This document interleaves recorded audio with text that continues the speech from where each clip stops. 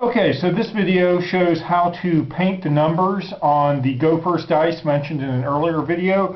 When the resin 3D printer prints the dice, the numbers are not a different color from the die themselves, they're just indentions. And while they are technically readable, it is much better if you can paint the numbers. So how do you do that? Well, it's a kind of a two-step process. The first process is pretty easy. You just get some acrylic paint. This is just a bottle of pretty cheap acrylic paint. I think I got it at Walmart or Target or somewhere. It's non-toxic. You don't have to wear gloves for this. It's water soluble, so fairly easy cleanup if you clean it up before it dries. Just shake it up. I find it easiest to open up the cap. You don't need a whole lot of paint, so I just pour a little bit into the lid. It's pretty thick stuff. I'm just using black paint. You can, of course, use any color you want. I just want a really good contrast with the dice. I also have a not super expensive brush, just a typical paint brush. You want it dry. You want the bristles nice and kind of fluffy. And then all you have to do is paint the dice. And don't worry about, how messy it is. You just want to thoroughly paint the indented numbers. You want to make sure the paint gets in there, so just work it in fairly rigorously. There's the paint, the number indentions are pretty small, so the paint doesn't want to just flow into it perfectly. You're going to have to use the bristles of the brush to kind of push it down in there. This is the 54-sided die that I'm painting right now. It's kind of an easy one because I'm able to hold the top and bottom and spin it.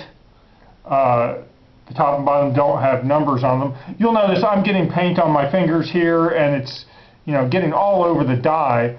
That's not a huge deal, really. Right now, we're going to clean all this up in the second step. But you do have to try to be thorough, get the paint in all of the numbers, and just kind of go around this, and you want to do this for every die.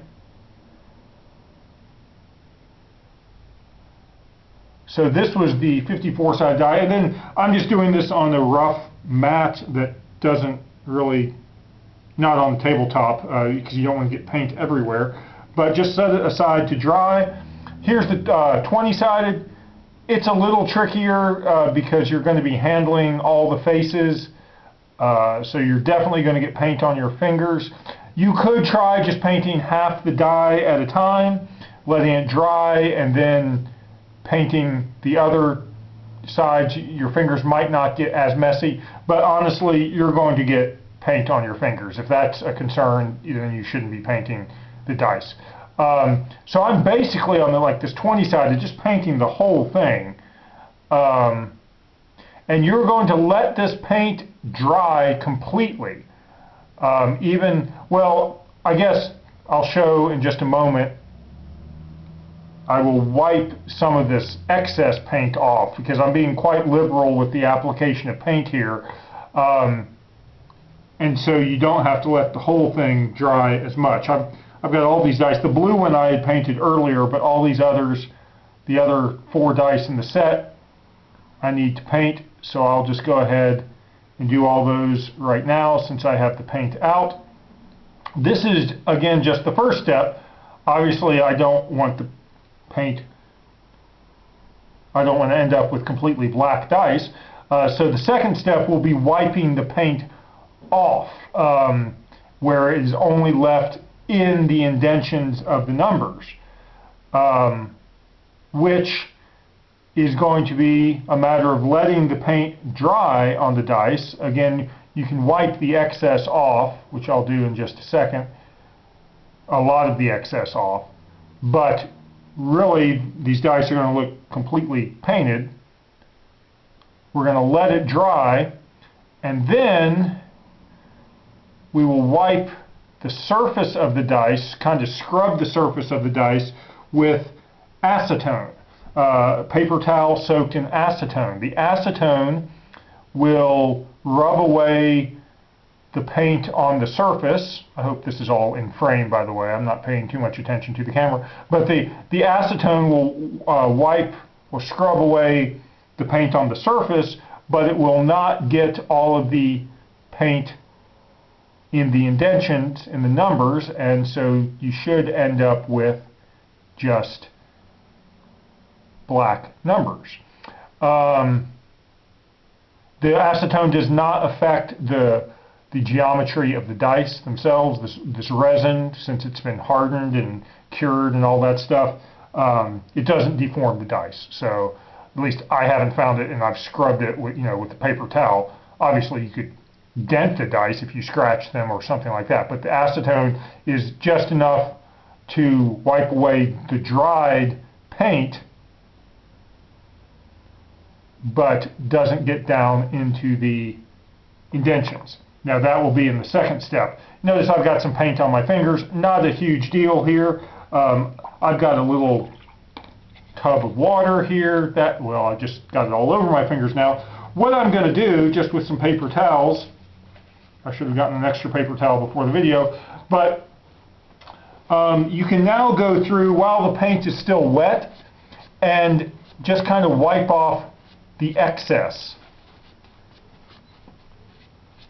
Now, this is by no means will be the final product. You're looking at this and you see black all over this yellow dye here, but I am just getting rid of a lot of the excess paint before it dries. That's just less work that the acetone will have to do later. It's easier to wipe off. But notice the paint is staying in the numbers. I should have actually kept my brush out. This is a time you can notice, for example, you probably won't be able to see this on the camera, but in some of these numbers I can tell the paint did not get all the way down into the numbered indentions. So I can just go over this again while my hands are all messy and I have the paint out. Again, I shouldn't have probably gotten the brush too wet, but just spot checking it. And to be honest, if you do this whole process and even after the acetone stage, if you find, oh, you missed a few spots on some of the numbers, you can go back and do this process again or just touch it up. It's really just kind of inconvenient because you're getting paint all over your hands all the time. So it's not something, you want to spend your day doing. At some point you want to clean everything up. But here is the orange 20-sided. Now my paper towel is completely saturated with paint, so I'm not even getting a lot off here. But you'll notice it's coming off on my fingers, if nothing else. So these faces are clearing up a little bit, but again, it's not going to be completely clear until we go to the acetone stage. So that's what I'm going to do. I'm going to go ahead and wipe off the rest of these, but I don't think you need to see it on camera. After you wipe off this excess paint, you then want the paint to dry completely. You want it to dry in the indention so that when you wipe it down with acetone, there's less of a chance that the acetone is going to get down in the indentions and wear away all that paint. So wipe away the excess while it's wet, and then it takes probably just, less than an hour for this to dry in typical conditions, indoor conditions, not very humid, things like that. But you can also let it dry for overnight or for, days if you want, before you go back with the acetone. But the acetone stage will be the next video. In this, for that, you will want to wear gloves probably because acetone technically you shouldn't be handling too much. But I'll talk about that in the next video.